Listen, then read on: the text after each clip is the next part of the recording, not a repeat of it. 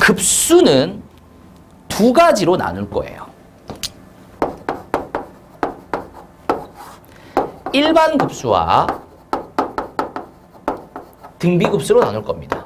근데 이거는 딴 데 가서 이렇게 하면 안 돼. 우리들끼리만 급수를 이렇게 두 가지로 나눌 거야.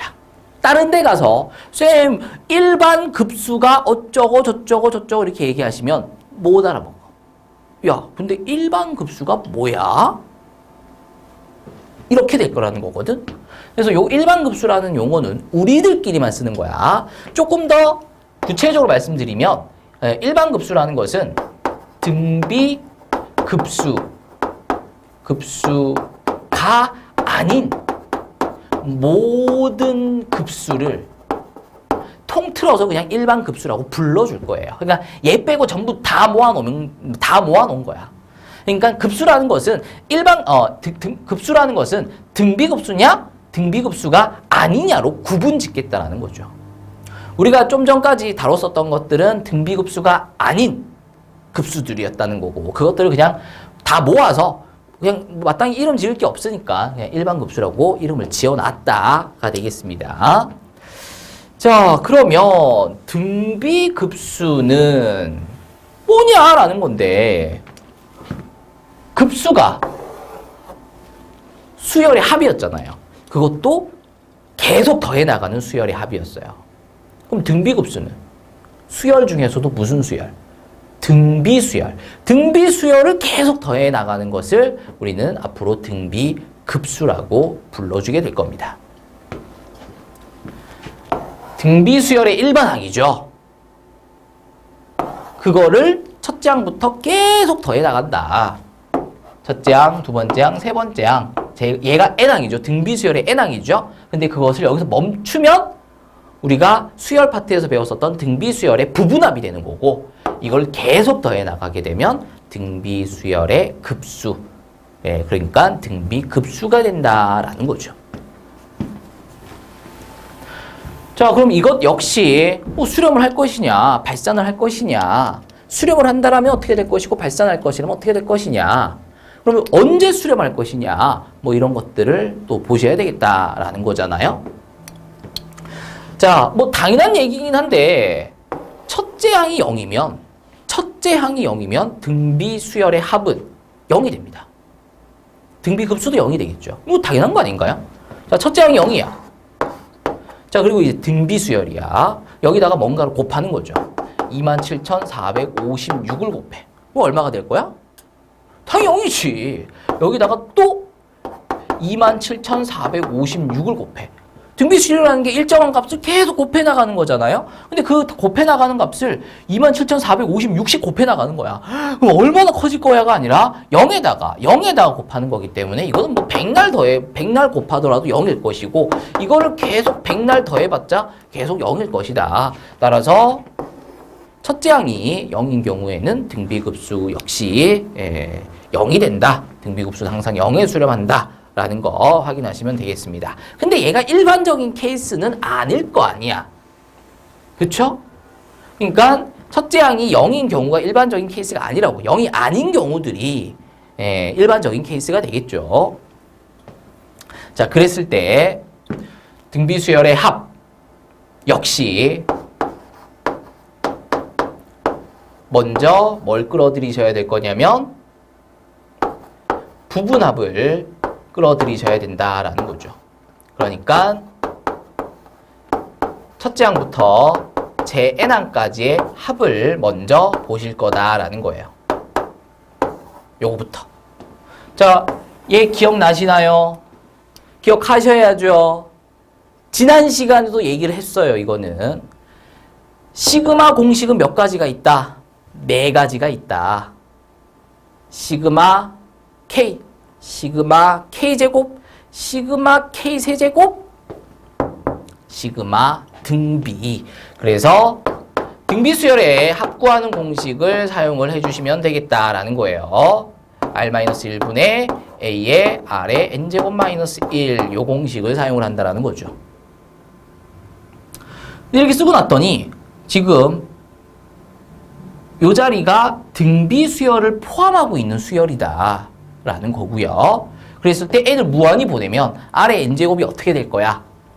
n을 무한히 보냈을 때 아래 n제곱이 어떻게 될 거야? 라고 물어보면 발산입니다 라고 얘기하시면 큰일 난다라는 거죠. 몰라요. 모릅니다 라고 또 대답을 하실 수 있으셔야 되는 거지. 왜 모르니? 아래 값에 따라서 그때그때 다르기 때문에 모릅니다. 그럼 얼마와 얼마를 기준으로 그때그때 달라지니? 마이너스 1과 1을 기준으로 그때그때 달라집니다 라고 얘기하실 수 있으셔야 된다는 거지. 자, 그래서 이것의 극한 계산을 R이 1보다 큰 경우, R이 1인 경우, R이 마이너스 1과 1 사이인 경우, R이 마이너스 1인 경우, R이 마이너스 1보다 작은 경우로 나누어 보겠다라는 거고요. R이 1보다 큰 경우는 얘가 발산을 할 거기 때문에 이건 발산이죠. 얘는 특정 상수 값이잖아.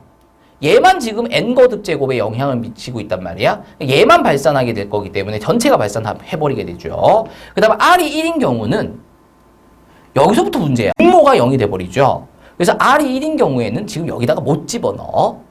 R이 1인 경우에는 여기다가 들어가야 돼. 자, R이 1인 경우는 얘가 1이야. 그럼 1의 K-1 거듭 제곱은 1이지 뭐. 그래서 이렇게 돼버려. 그쵸? 그럼 얘는 상수 A가 N개가 있다가 되기 때문에 AN이 돼버리죠. 그걸 갖고 이제 극한을 취하게 되면 급수의 합이 구해질 거다라는 건데 여기서 N을 무한히 보내버리시게 되면 얘가 어떻게 될 거냐? 발산하게 되죠. 만약에 2N이라고 쳐봐. N에다가 무한히 넣으면 발산이죠. 그렇죠? 그래서 R이 1일 때 여기다가 집어넣는 게 아니라 여기 일반항에다가 R에다가 1을 집어넣어서 부분 분수 계산하시고 극한 취하게 되면 발산한다라는 것을 확인하실 수 있다는 거예요. 자, 이번엔 R이 마이너스 1과 1 사이에 있을 경우는 얘가 N을 무한히 보내게 되면 얘가 0으로 수렴하게 되죠. 그래서 R-1분의 얘가 0이니까 마이너스 A가 됩니다. 그러면 A 마이너스를 분모에다가 내려보내시게 되면 1-R분의 A가 되는 것을 확인하시면 되겠고요. R이 마이너스 1인 경우에는 마이너스 1의 N거듭 제곱이 되면서 얘가 진동돼 버리죠. 그래서 R이 마이너스 1인 경우도 발산이 되고요. R이 마이너스 1보다 작은 경우는 고민하지 말라 그랬어요. 그냥 얘랑 R이 1보다 큰 경우랑 똑같이 적어주시면 된다 그랬습니다. 자, 그래서 다음의 경우들에서 수렴하는 경우는 딱 요 상황밖에 없어요. 자, 그래서 A가 첫째 항이 0이 아닌 일반적인 케이스에서는 공비가 마이너스 1보다 크고 1보다 작을 때 그때 수렴하게 되고요. 요때만 수렴한다라는 거 확인하실 수 있다는 거야, 여기서. 그리고 그 수렴하는 값은 다음과 같이 1-R분의 A로서 공식화할 수 있다라는 겁니다. 그리고 그 이외의 것들에서는 모두 발산하게 된다는 것을 확인하실 수 있다는 거죠. 자, 그러면서 같이 공부하셔야 되는 게 등비 수열의 수렴 조건과 등비 수열. 그러니까 AR의 n-1 거듭 제곱에서 n을 무한으로 보내는 거죠. 이것의 수렴 조건과 등비 급수, 등비 수열을 가지고 한없이 더해 나가게 되는 등비 급수의 수렴 조건을 모두 배우셨다라는 거고요. 요 두 개가 약간의 차이가 있다라고 요거 할 때 미리 말씀을 드렸어요. 등비 수열에서 수렴 조건은 공비가 마이너스 1보다 크고 1보다 작거나 같다였었던 거고요. 등비급수에서의 수렴 조건은 공비가 마이너스 1보다 크고 1보다 작다가 되면서 1이 포함되느냐 안 되느냐 차이가 있다. 그래서 문제에서 등비수열의 수렴 조건을 물어보는 문제인지 등비급수의 수렴 조건을 물어보는 문제인지에 따라서 늘 붙이고 안 붙이고의 차이가 생기면서 답의 차이가 생기므로 등비수열의 수렴 조건인지 등비급수의 수렴 조건인지를 반드시 구분하셔야 되고 그에 맞춰서 는을 쓸지 말지를 정확하게 기억해 두셔야 된다라는 거죠. 뭐 당연히 첫째 항이 0인 경우 첫째 항이 0인 경우에 등비수열의 수렴과 등비급수의 수렴은 당연한 겁니다. 요거는 일반적인 케이스는 아니니까 어쨌든 알아만 두시고 여기에 조금 더 신경을 쓰시면서 문제를 끌고 가실 수 있게끔 준비해 주셨으면 좋겠어요. 그리고 따라붙는 요 공식, 새롭게 나오는 공식이죠. 1-R분의 A, 1-R분의 A, 1-R분의 A 등비급수가 수렴할 때 그 수렴하는 값을 구하는 공식으로서 우리가 앞으로 수능 보시는 그날까지 우리가 써먹어야 되는 굉장히 중요한 공식이 될 수 있어요. 그래서 반드시 기억을 해 주셔야 되겠습니다. 뭐 수능에 쓰이면 뭐 당연히 학교 내신에는 뭐 말할 것도 없잖아요. 그렇죠? 당연히 출제가 될 것이다 라고 아시면서 기억하셔야 되겠고요. 조건 비교해놨습니다. 차이, 등호가 1이 포함될 거냐 포함되지 않을 것이냐에 따라서 수열의 수렴 조건과 급수의 수렴 조건인 차이가 있다는 거 기억하시고요. 한번 문제 풀어보도록 하겠습니다. 자, 괄호 1번입니다. 자, A에다가 1 넣어보시면은 4분의 1 넣어보면 마이너스 1이니까 분자가 1이 돼요. n에다가 1 넣었으니까 요거의 1제곱 이렇게 되겠죠. n에다가 2를 넣어보시게 되면 n에다가 2를 넣으시게 되면 얘가 플러스 1이 되잖아요. 이번에는. 그래서 4분의 3이 되죠. 의 제곱이 됩니다. n에다가 3을 넣어보시게 되면 이번엔 얘가 또 마이너스 1이 돼요.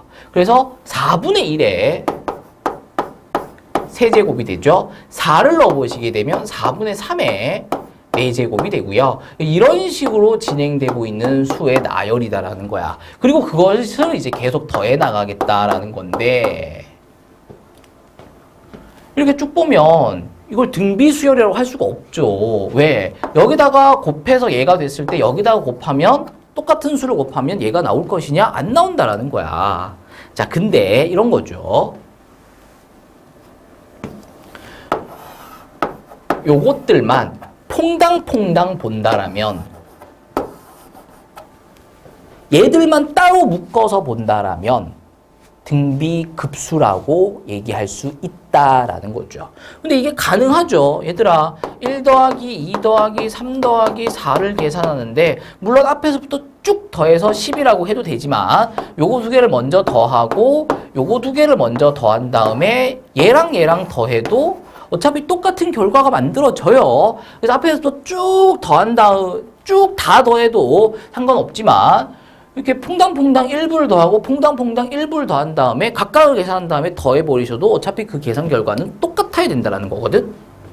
그래서 이렇게 파란색들과 빨간색들로 구분해서 우리가 본다라면 이거 등비수열 맞다라는 거죠. 첫째 항이 4분의 1이고 공비가 4분의 1의 제곱이 되겠죠. 요거 등비수열 된다라는 거죠. 첫째 항이 4분의 3의 제곱이고 공비는 4분의 3의 제곱이 되겠네요. 먼저 확인하셔야 되는 것은 공비가 마이너스 1과 1 사이에 들어가 있냐를 먼저 확인하셔야 되겠죠. 사이에 들어가 있다라면 공비가 마이너스 1과 1 사이에 들어가 있다라면 우리는 등비급수 공식 1-R분의 A라는 공식을 사용해서 등비급수의 합을 구해낼 수 있다라는 거죠. 자, 공비 마이너스 1과 1 사이에 들어가 있네요. 그래서 이 공식을 쓸 수 있겠네요. 그러면 파란 것들을 한번 다 더하게 되면 1-R 근데 R이 지금 16분의 1인 거잖아요. 그 다음에 첫째 항 얘가 첫째 항이죠. 1-R분의 A 그러니까 요 분자 자리가 첫째 항 자리야. 4분의 1 이렇게 되겠고요. 빨간 것들의 합 역시 공비가 1과 마이너스 1, 마이너스 1과 1 사이에 있기 때문에 1 마이너스 R분의 A 공식을 쓸 수 있다라는 거죠. 그래서 빨간 거는 빨간 것끼리, 파란 거는 파란 것끼리 더한 다음에 전체 더해 주셔도 똑같은 결과, 다음에 급수의 합이 구해진다. 인 거니까.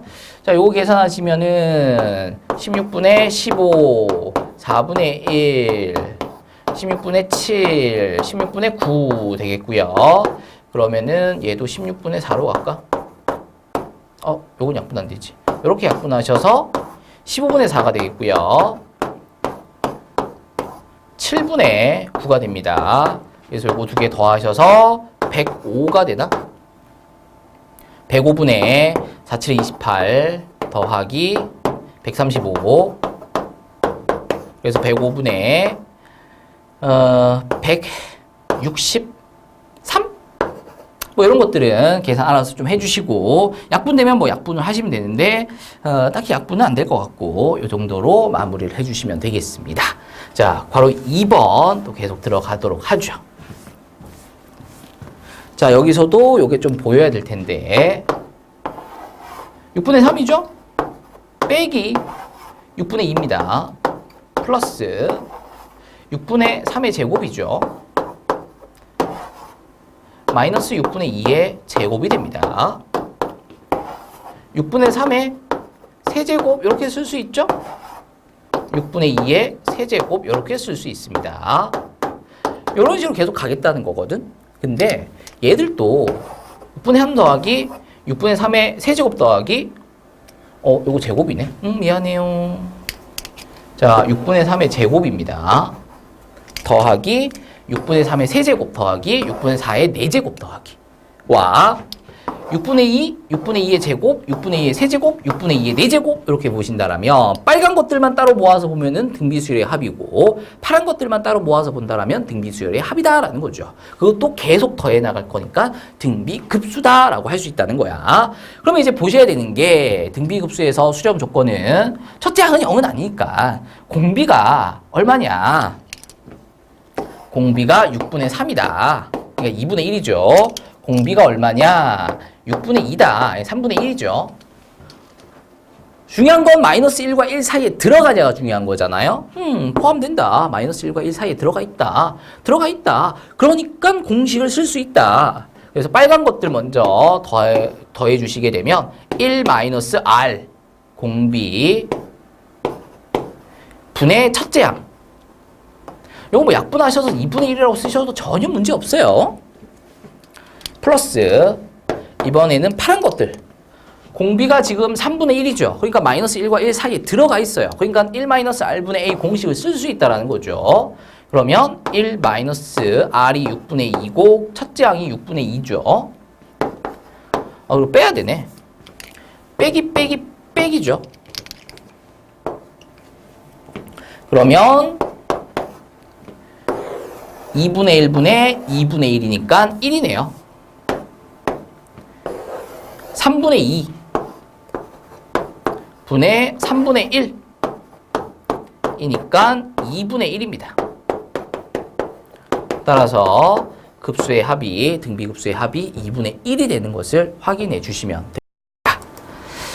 자, 예제 6번입니다. 뭐 사인, 코사인 뭐 이런 거 들어갔다라고 해서 뭐 너무 쫄 필요는 없어요. 왜냐면은 이게 사인, 코사인이라는 놈이 반복되잖아.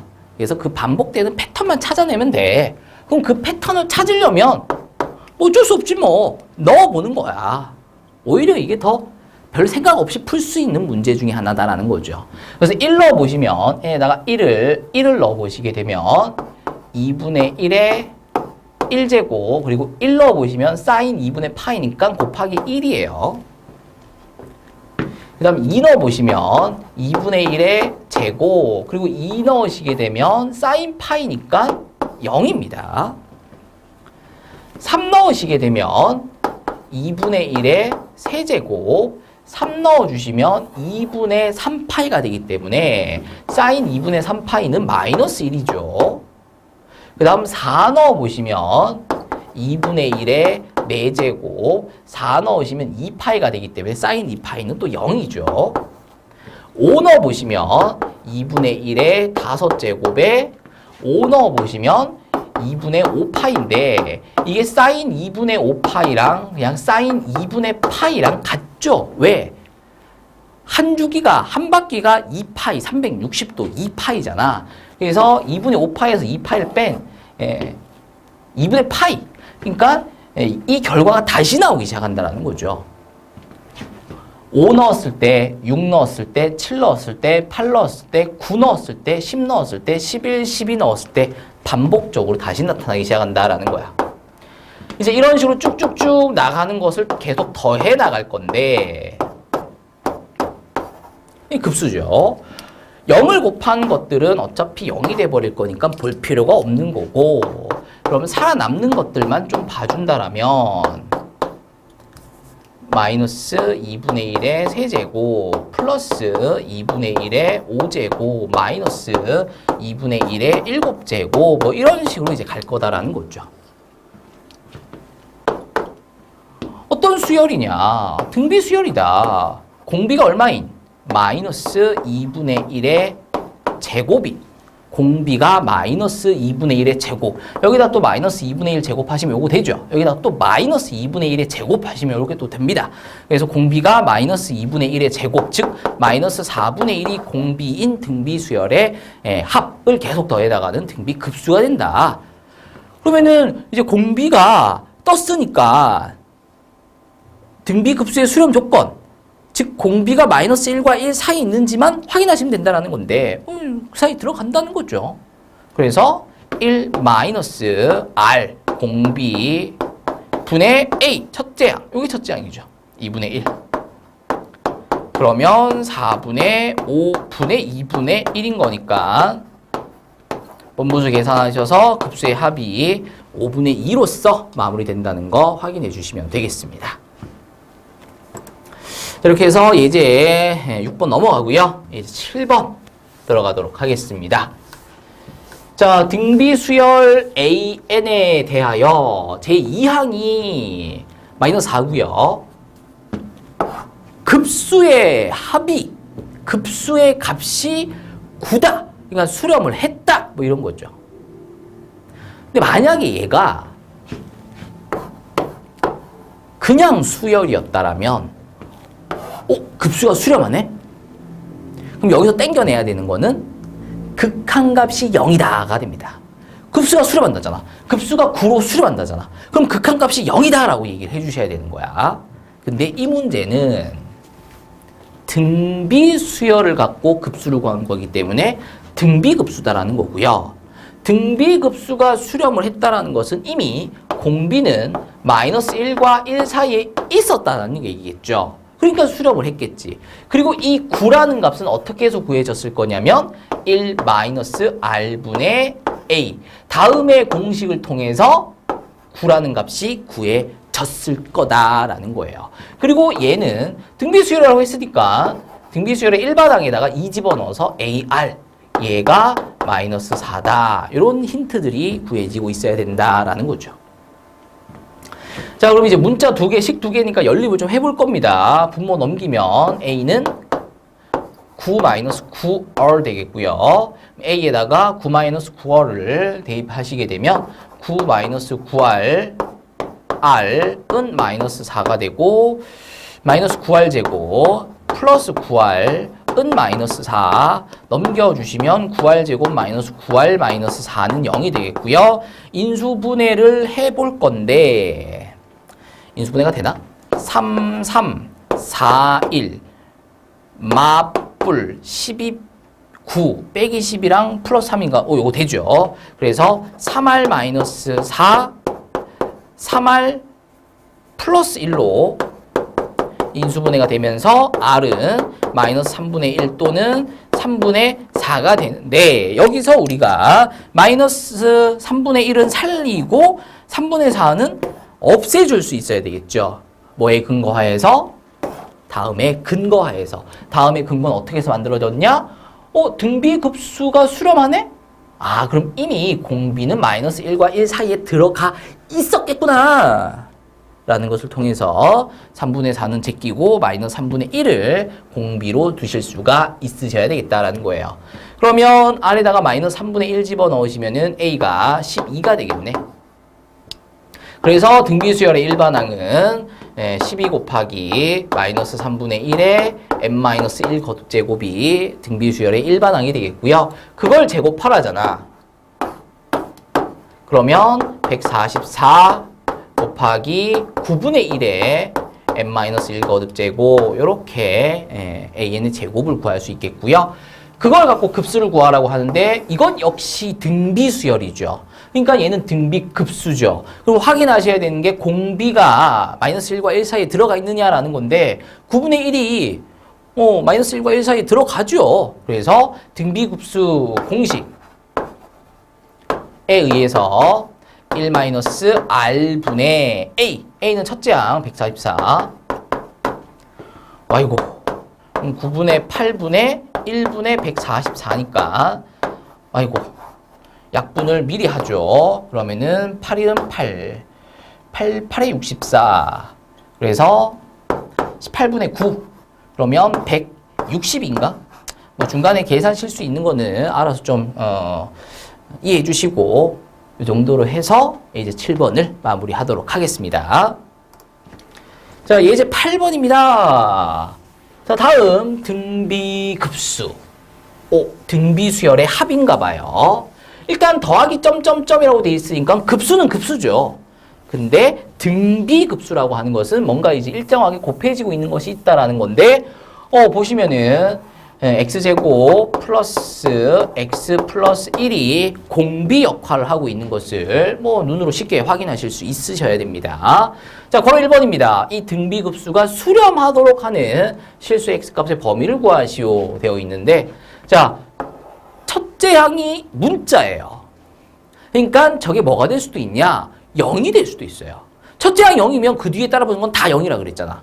그러니까 등비급수의 합도 이제 0이 되겠죠. 근데 문제는 첫째 항은 0이 아니다 라고 알려주고 있어요. 그러니까 공비만 마이너스 1과 1 사이로 들어가면 수렴을 하게 될 거다라는 거죠. 자, 연립부등식입니다. 연립부등식. 뭐 1학년 때 하시는 거죠. 뭐 당연히 되셔야 되죠. 일단 뜯어 써야죠. 요거 먼저 넘겨서 써주고 요거는 1 넘겨주시면 이렇게 되겠죠. 자, 연립부등식이라는 게 뭐 두 식을 갖고 뭔가를 하는 게 아니잖아요. 그냥 각각 푸는 거죠.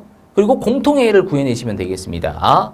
그럼 이것부터 풀 건데 2차 부등식을 푸시려면은 일단 먼저 인수분해를 시도하셔야죠. 인수분해가 안 되네요. 인수분해가 안 될 경우에는 판별식 b제곱 마이너스 4ac를 하셔야 되는데 b제곱 마이너스 4ac를 해보시게 되면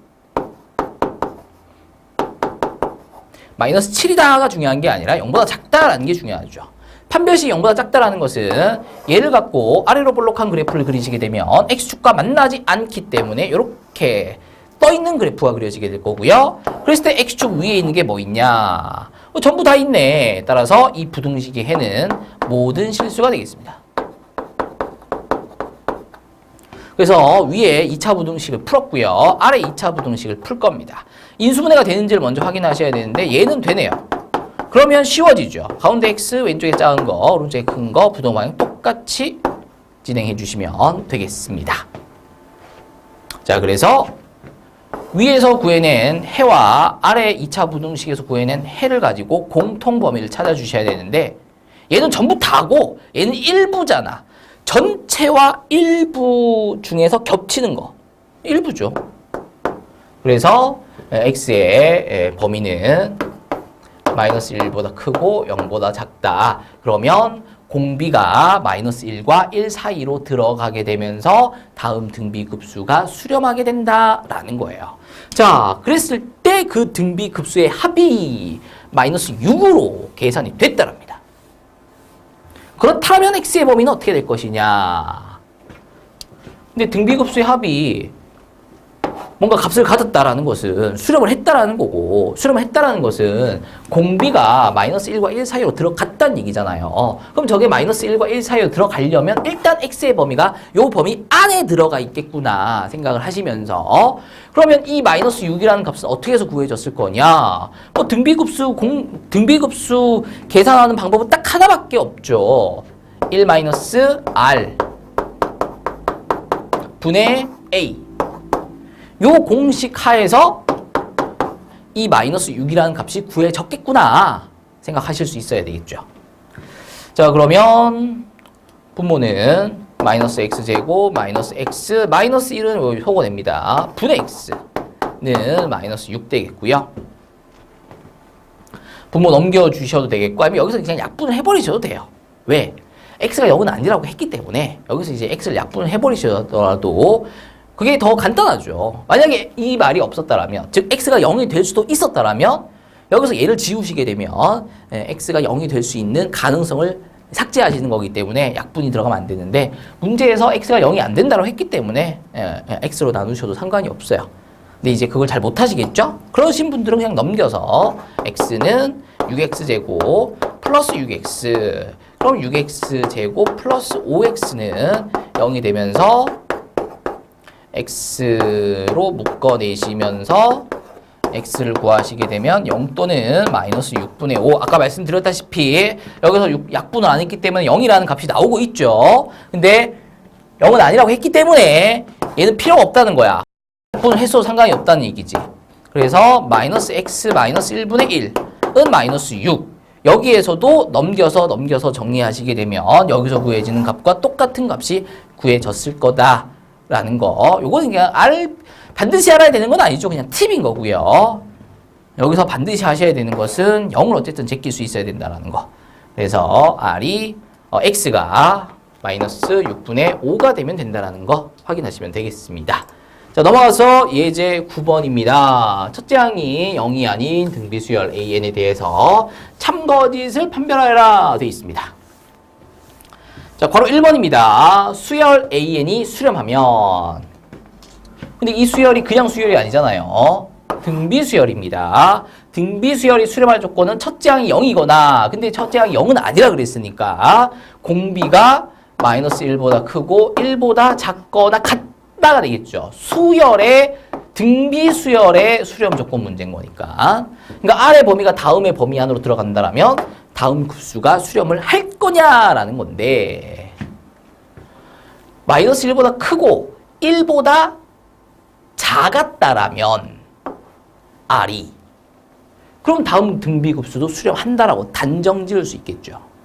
근데 문제는 R이 요 범위 안에 있을 수도 있지만 R이 1일 수도 있잖아요.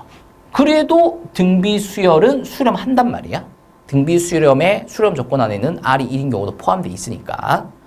근데 예를 들고 여기로 들어가게 되면 R이 1인 경우에는 등비급수는 발산하게 됩니다. 그래서 거짓이다. 뭐 때문에? 얘 때문에 그렇다라는 거죠. 자, 괄호 2번입니다.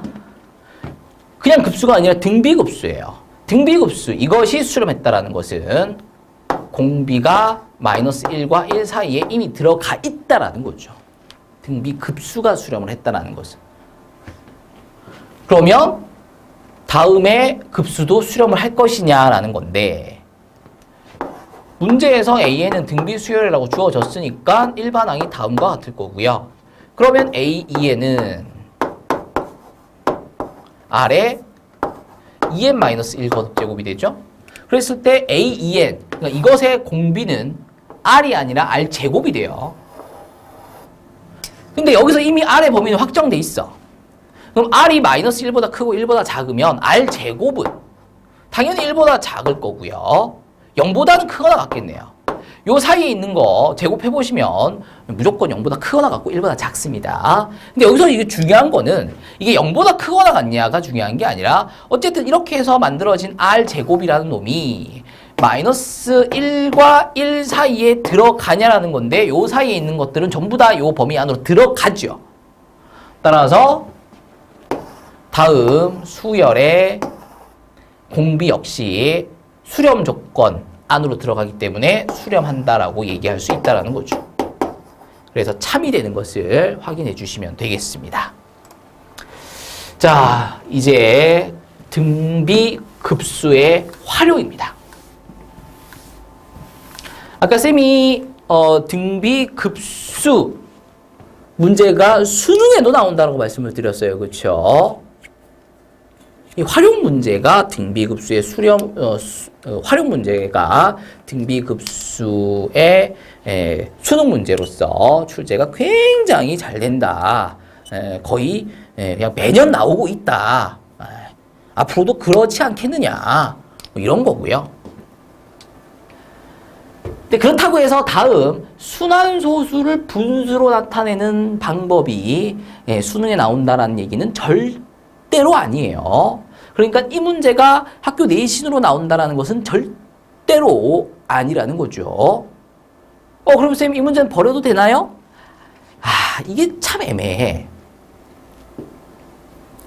거의 안 나오는데 가끔씩 나오긴 해. 근데 이게 학교 시험이 정말 쉬운 학교일수록 이 문제가 출제가 되고요.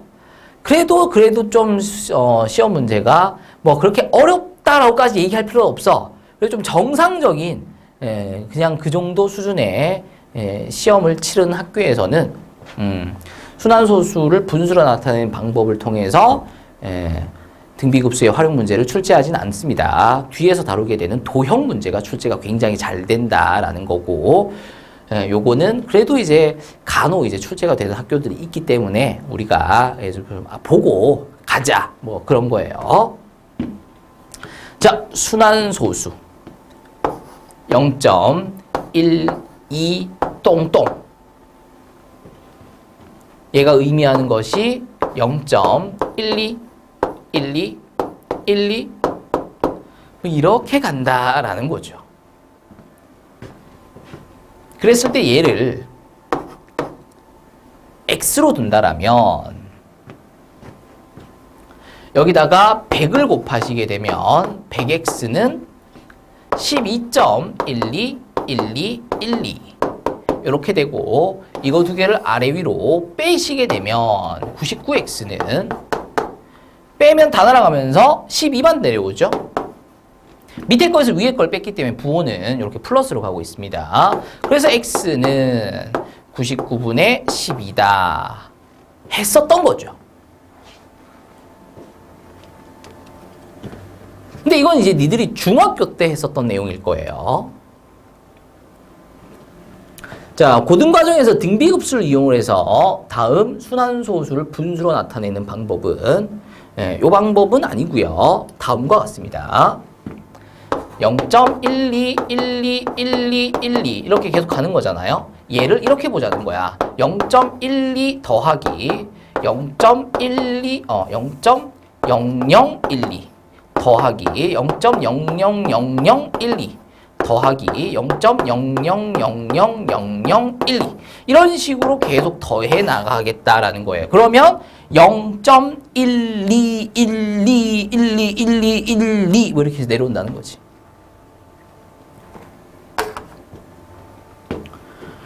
근데 얘들이 공비가 0.01인 그러니까 100분의 1이 공비인 등비 수열이 되겠고 그걸 더할 거기 때문에 등비 수열의 합 그걸 계속 더해 나갈 거기 때문에 등비 급수 내용이 된다는 거죠.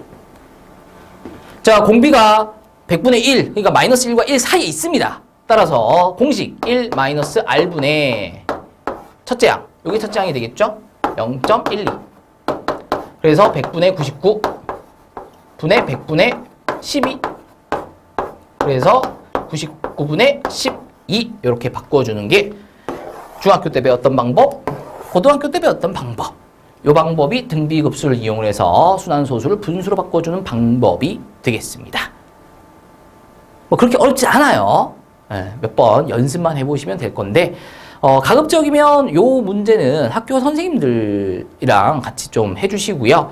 그래도 얘기를 해주셔야 되는 게 쌤 저희 학교 쌤은 막 이런저런 문제는 어려우니까 안 낸다고 하셨고요. 좀 쉬운 거 낸다라고 하셨어요. 이러시면은 이제 이 문제를 나한테 꼭 얘기를 해주셔야 돼요.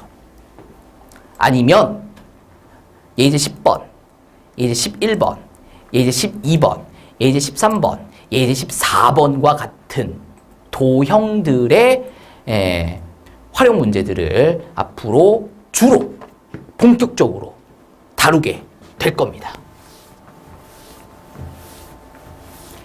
이렇게 나오는 게 일반적인 거야. 이렇게 나오는 게 물론 어렵게 나오는 거긴 하지만 이거는 도형, 그러니까 문제에서 주어지게 되는 다음 도형들을 어떻게 주어지냐에 따라서 쉬운 문제도 낼 수 있고 어려운 문제도 낼 수 있거든요. 그래서 도형을 가지고 난이도 조절을 할 수 있기 때문에 시험 문제가 그렇게 어렵지 않은 학교에서도 충분히, 시험 문제가 어려운 학교에서도 충분히 출제를 할 수 있는 그런 문제가 됩니다. 근데 그럼에도 불구하고 안 내시겠대. 그런 학교가 있을 수 있어요. 그러면 반드시 나한테 얘기를 하셔야 됩니다. 쌤, 저희 학교에서는 이런 문제 안 낸다는데요. 그러면 다시 깨야지. 시험 문제 안 나온다는데 시험 기간에 이 문제 풀고 있을 필요는 없잖아요. 하지만 시험 기간이 아닐 때는 푸셔야죠. 수능 안 볼 거야? 그치? 네, 수능을 위해서 보실 필요가 있다가 되겠고요. 자, 여기서부터는 전부 등비급수의 활용 문제입니다. 값을 구하래. 그럼 수렴을 하니까 값을 구하라고 하겠죠. 이 문제들 중에 발산이 답인 건 없을 거 아니야. 그러면 등비급수가 수렴을 한다라는 그냥 뭐 그러겠지 요런 느낌은 가져가실 필요가 있어. 즉 공비가 마이너스 1과 1 사이에 들어갈 거라는 거지. 만약에 이 문제들이 서술형으로 나온다, 수행평가로 나온다라면 공비를 구한 다음에 그 공비가 마이너스 1과 1 사이에 있음을 반드시 확인시켜주고, 누구한테? 선생님한테. 쌤, 공비가 마이너스 1과 1 사이에 있잖아요. 그래서 이 공식을 쓸 수 있습니다. 라고 진행하시는 게 맞지만, 서술형이나 뭐 수행평가 아니라 그냥 객관식에서 빨리빨리 문제를 풀어야 된다라면 공비가 마이너스 1과 1 사이에 있는 것을 보여가면서 우리가 공식, 무슨 공식? 1 마이너스 R분의 A 공식을 쓸 것까지는 아니다. 등비급수에서 그 값이 수렴할 경우 등비급수의 값을 구하는 방법은 오직 이 하나 방법밖에 없다라는 거잖아요. 그러니까 무조건 이 공식에서 답이 나온다라는 건데 이 공식을 쓰기 위해서는 공비가 수렴하는 조건 하에 들어가야만 쓸 수 있다 이긴 하나 그 과정을 생략해버리겠다. 라는 거를 말씀을 드리고 있어요. 원칙적으로는 생략을 하시면 안 됩니다. 서술형 수행평가에서는 반드시 쓰셔야 된다 그랬어요. 근데 뭐 들어가겠지. 그러니까 뭔가 값을 구하라고 하는 거지. 그럼 무조건 이 공식 쓰겠지 뭐. 이러면서 들어가는 거야. 자, 뭘 구하시면 되냐? 첫째 항과 공비만 구하시면 돼요. 첫째 항과 공비만 구하시면 그냥 급수의 합을 구할 수 있다는 거죠. 니들이 이런 문제 나오면 진짜 쫀단 말이야. 그냥 바짝 쫄아. 그냥 아주 그냥 첫째 항과 공비만 구하시면 되는 거야. 도형이 뭐 어떻게 생겨 처먹었든 상관없어. 첫 번째 항과 공비만 구하시면 되는 거야. 그러면 답이 나온다는 거죠. 자, 첫째 항은 P1, P2입니다. 요 길이가 첫째 항이에요.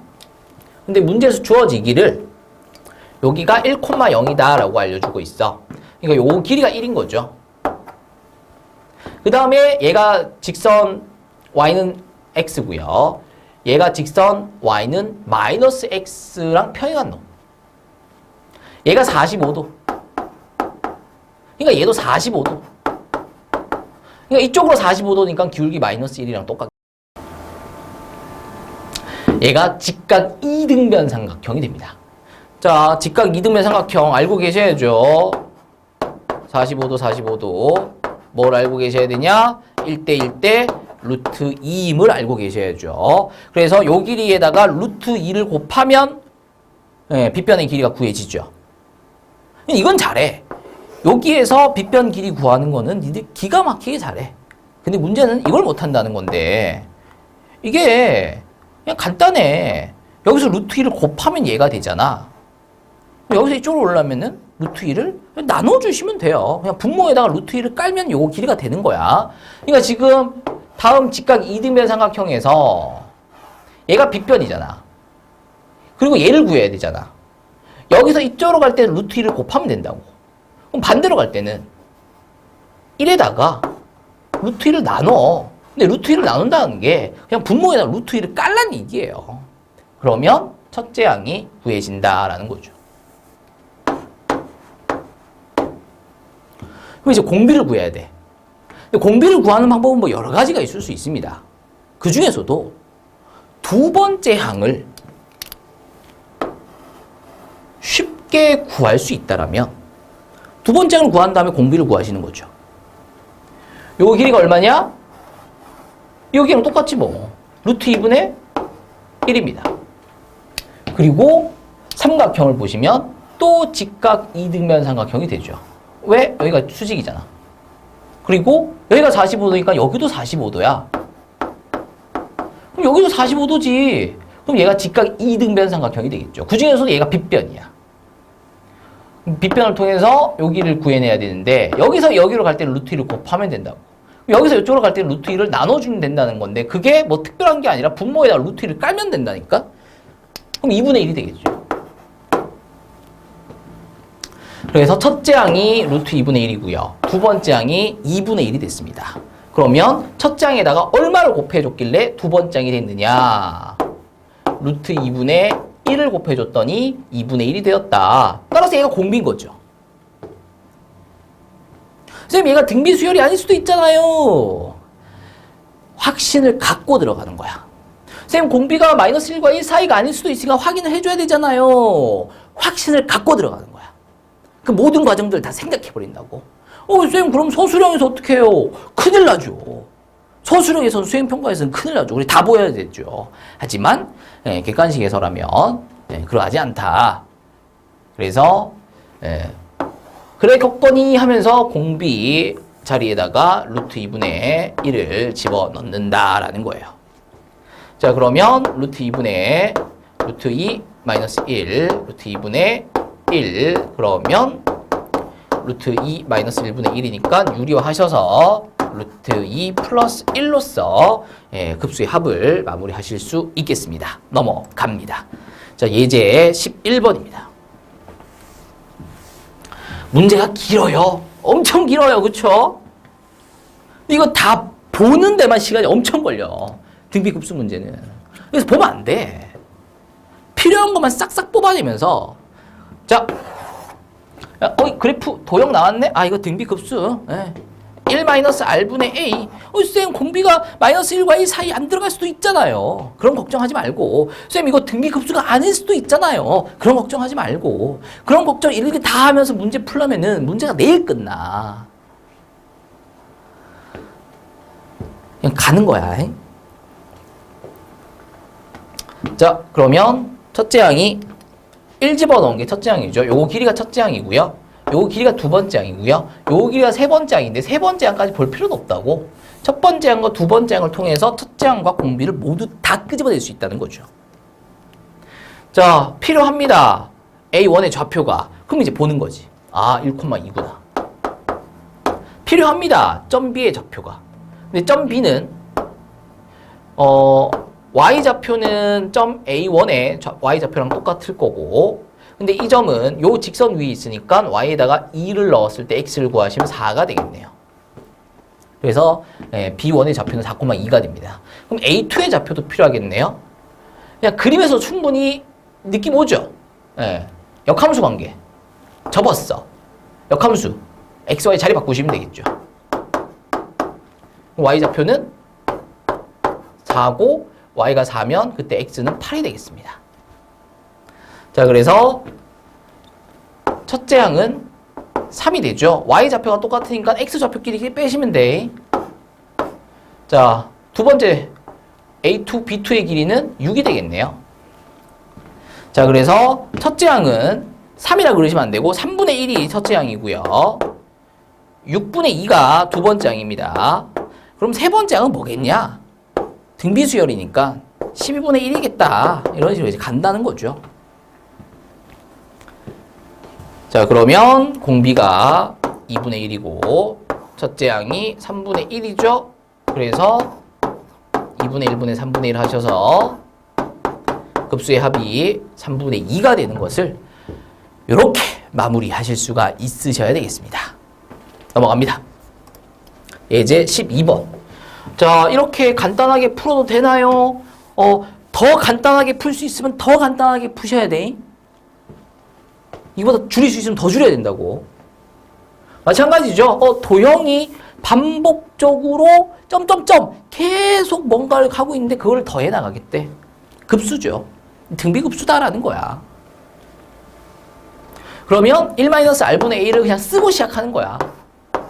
공비가 마이너스 1과 1 사이에 안 들어갈 수 있음에 대한 걱정은 집어치고 이 문제가 등비급수가 아닐 수 있을 거라는 걱정은 집어치우고 들어가라고.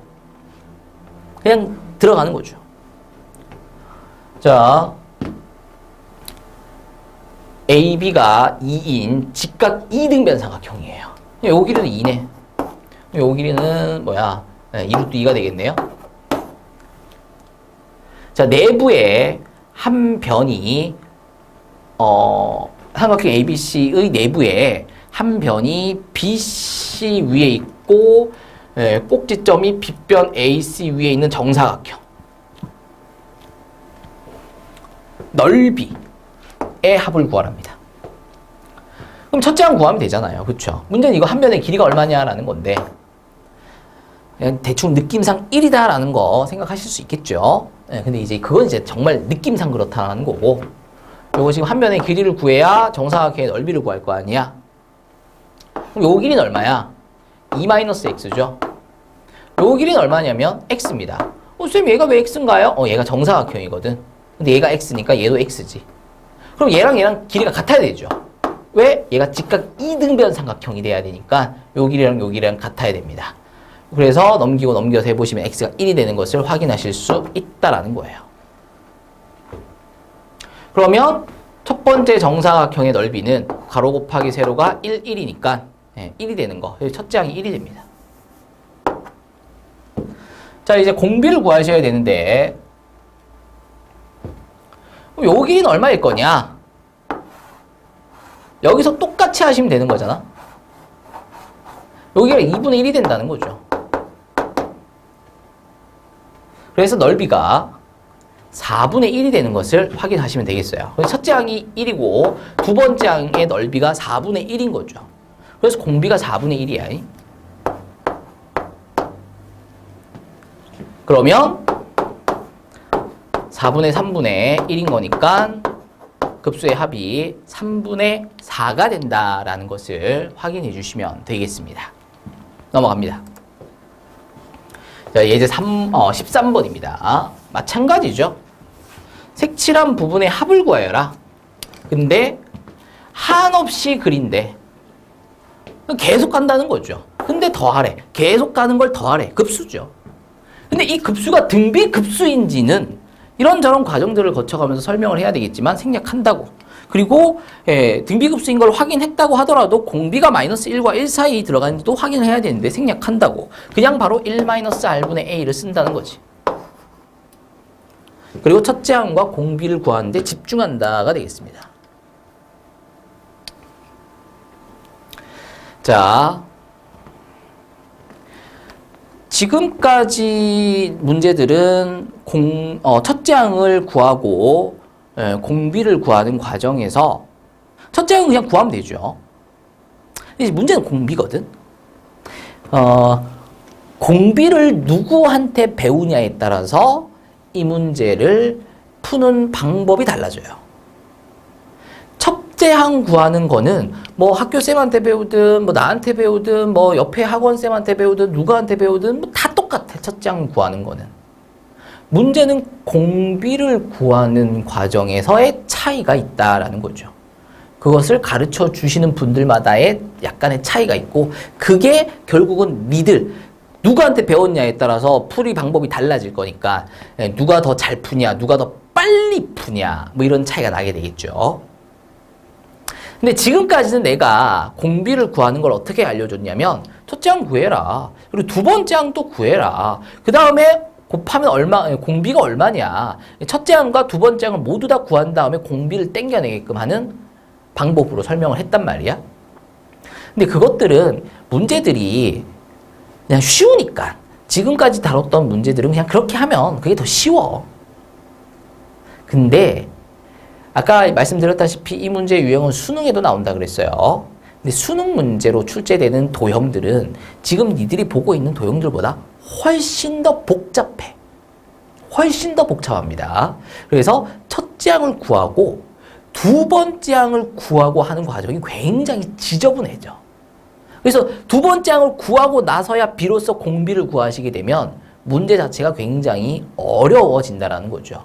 그래서 두 번째 항을 구하기 전에 이미 공비를 구할 수 있어야 돼.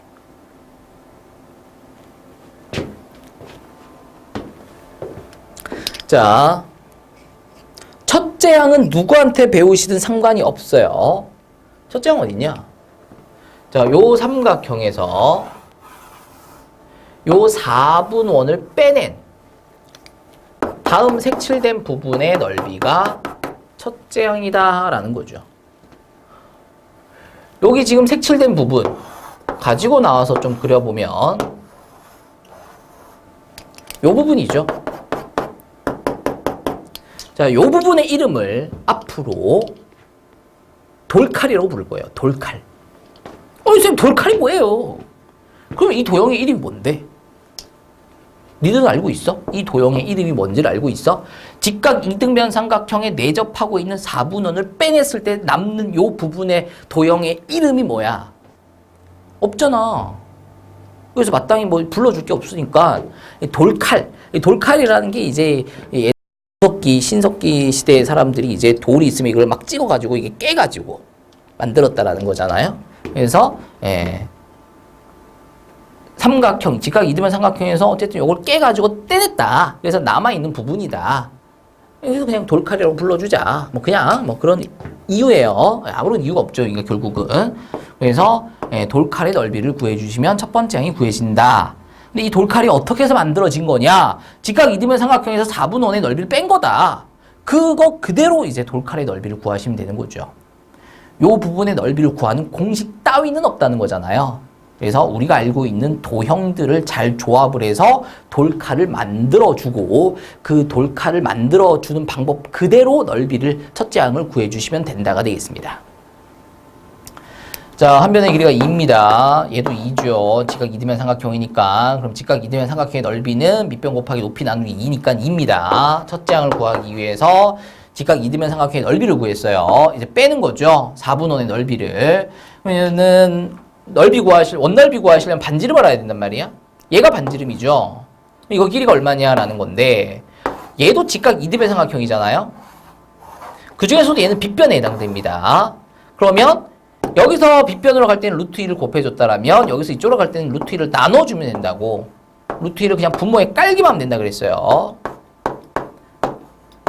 그래서 반지름의 길이가 루트 2다가 되는 거죠. 그럼 원 넓이는 얼마가 될 거냐? 원의 넓이는 얼마가 될 거냐? 반지름이 루트 2니까 파이 r 제곱 하셔서 2파이가 원 넓이가 되죠.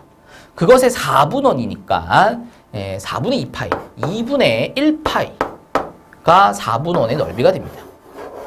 그래서 삼각형 넓이에서 4분원 넓이를 빼서 첫째 항을 구했다라는 거죠.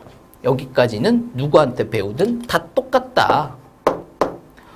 어떤 쌤이든 저 공식을, 저 돌칼 모양의 넓이를 구하는 공식 따위를 알고 계시는 분은 없다.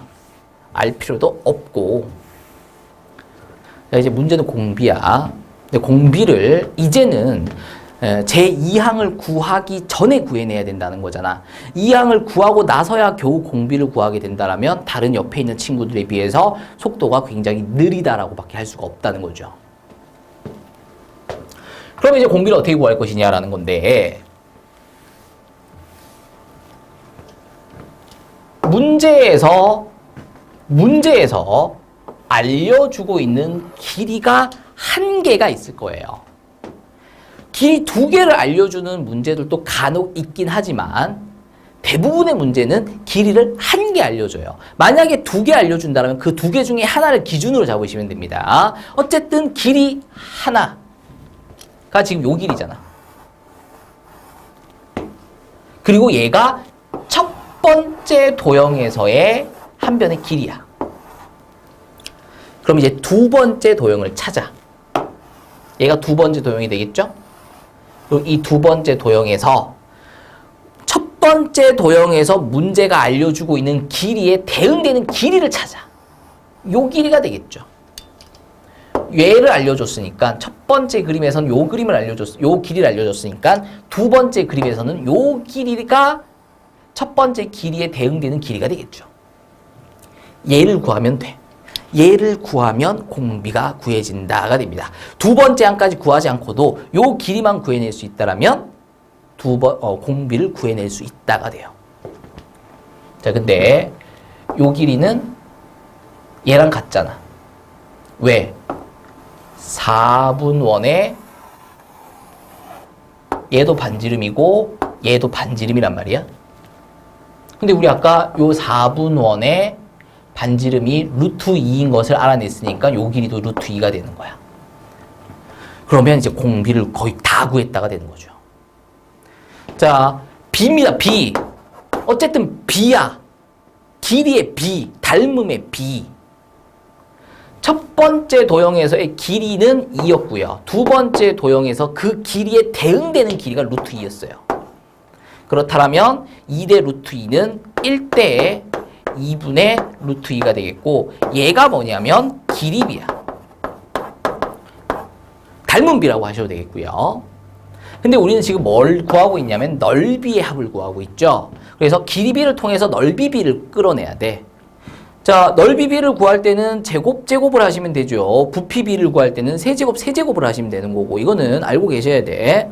그래서 길이 B가 1대 2분의 루트 2면 넓이 B는 1대 제곱을 한 거야. 이것도 제곱하시면 4분의 2니까 2분의 1이 되겠고요.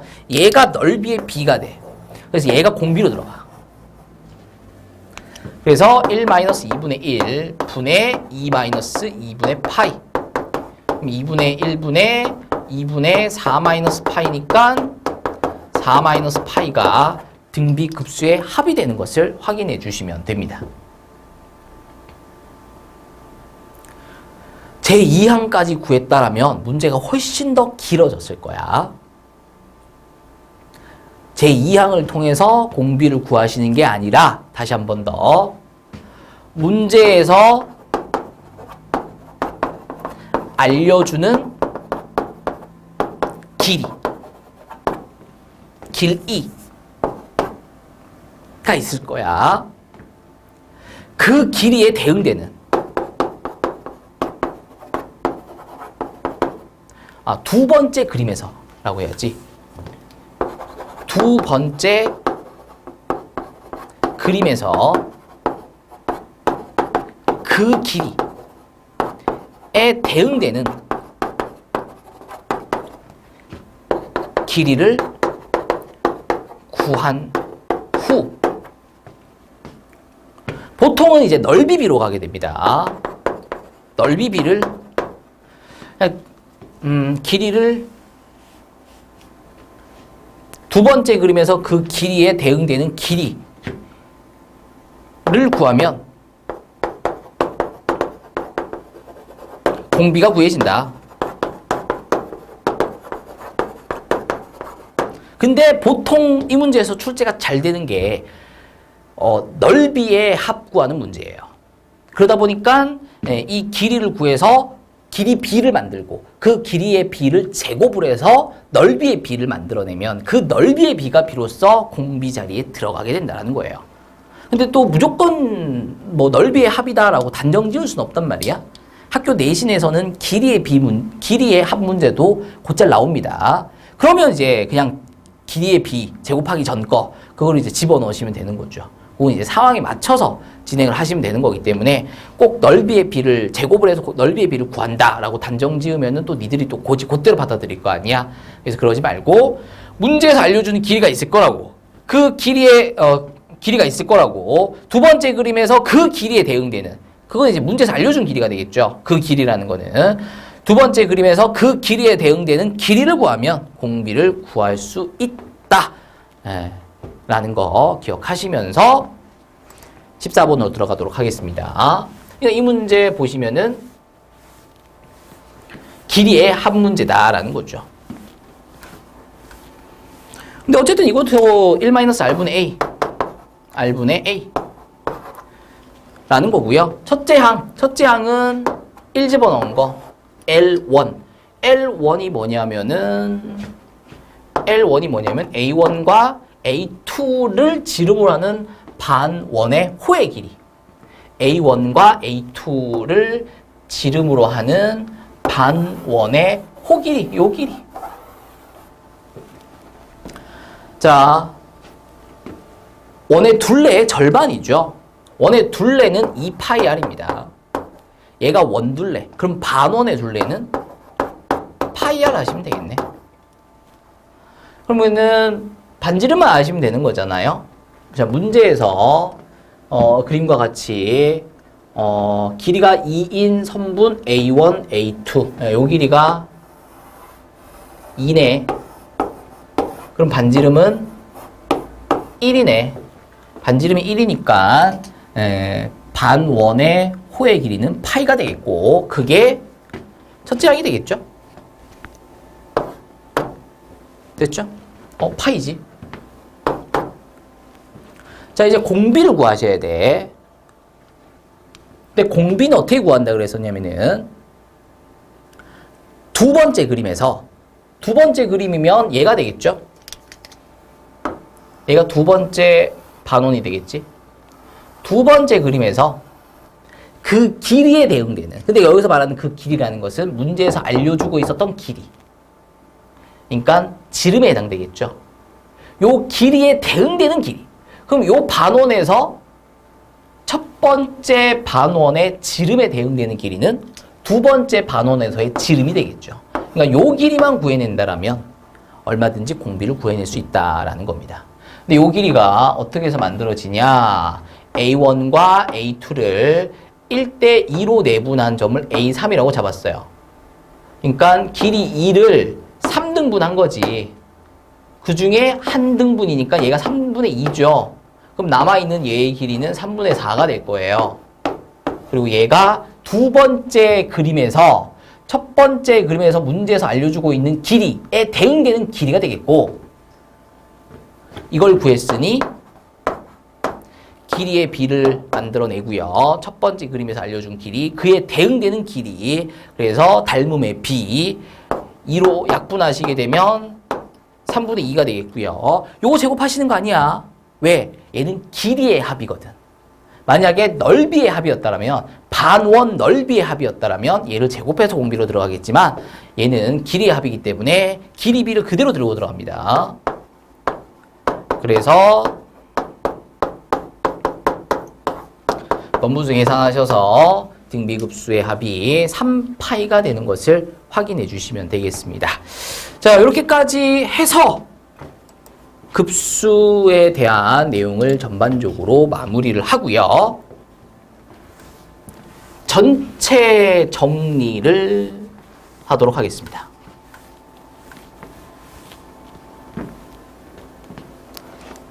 자, 전체 정리를 합니다.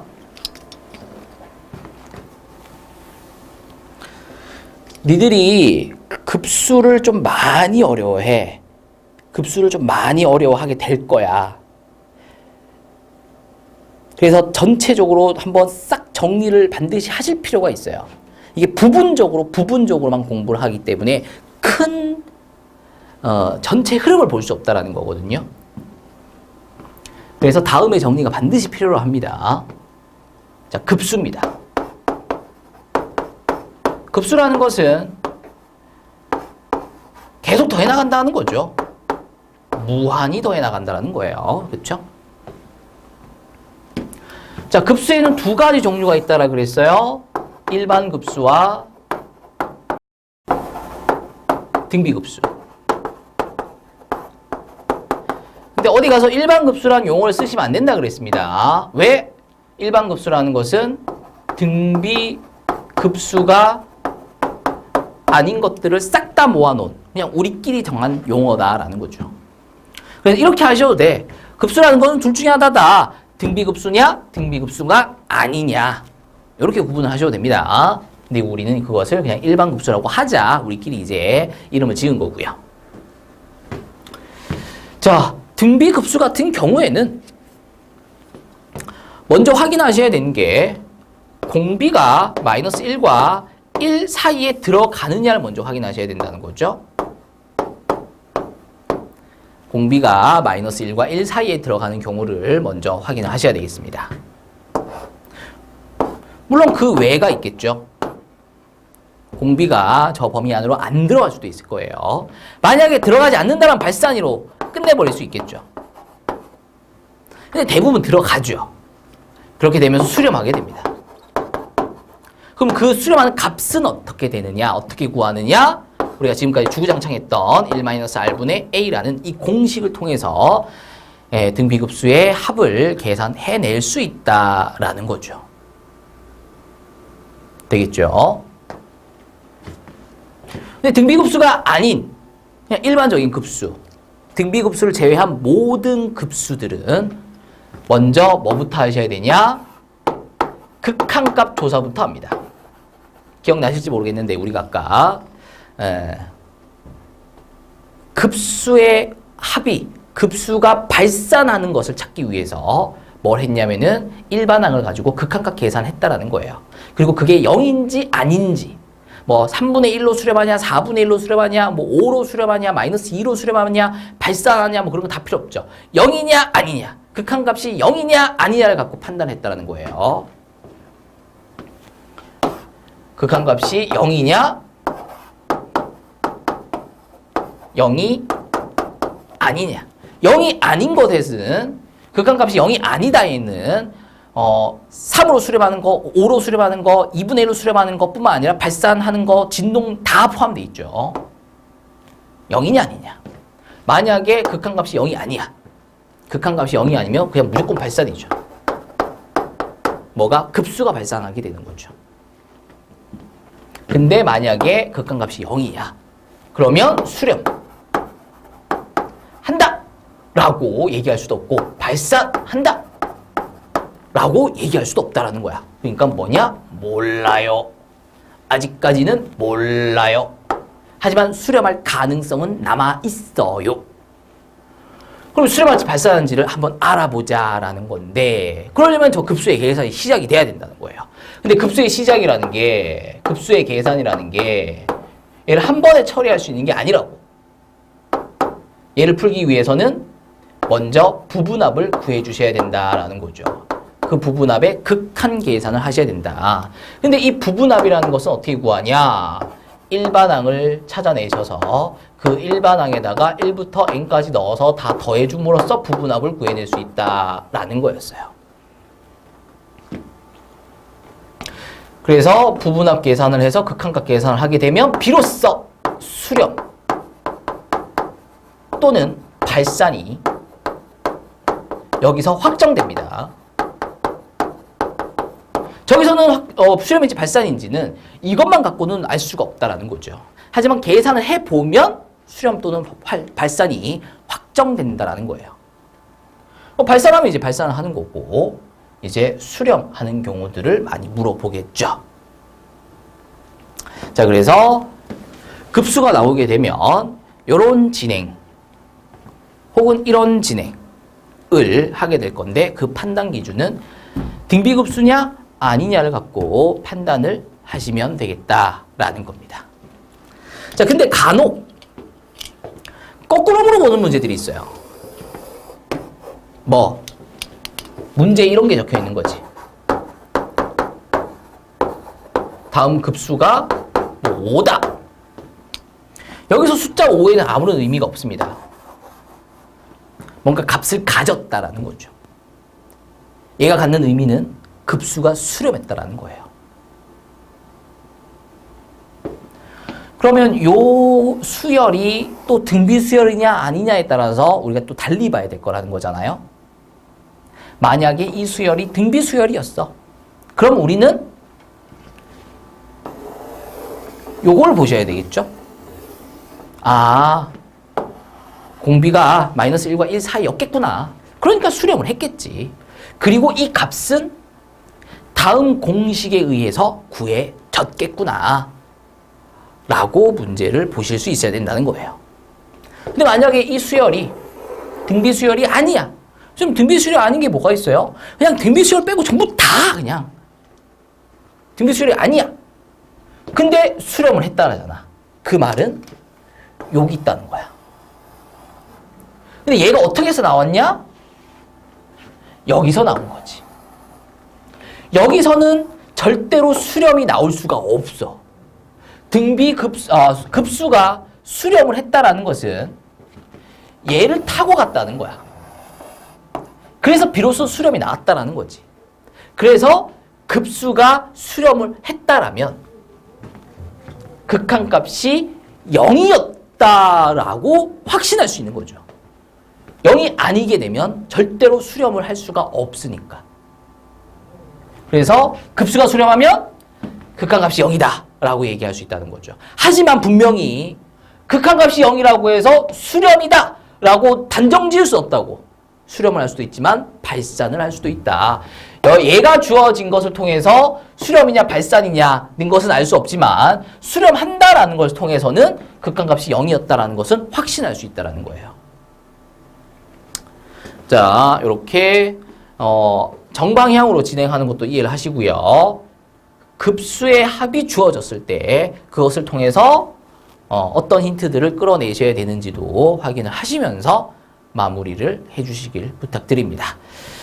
자, 고생하셨습니다.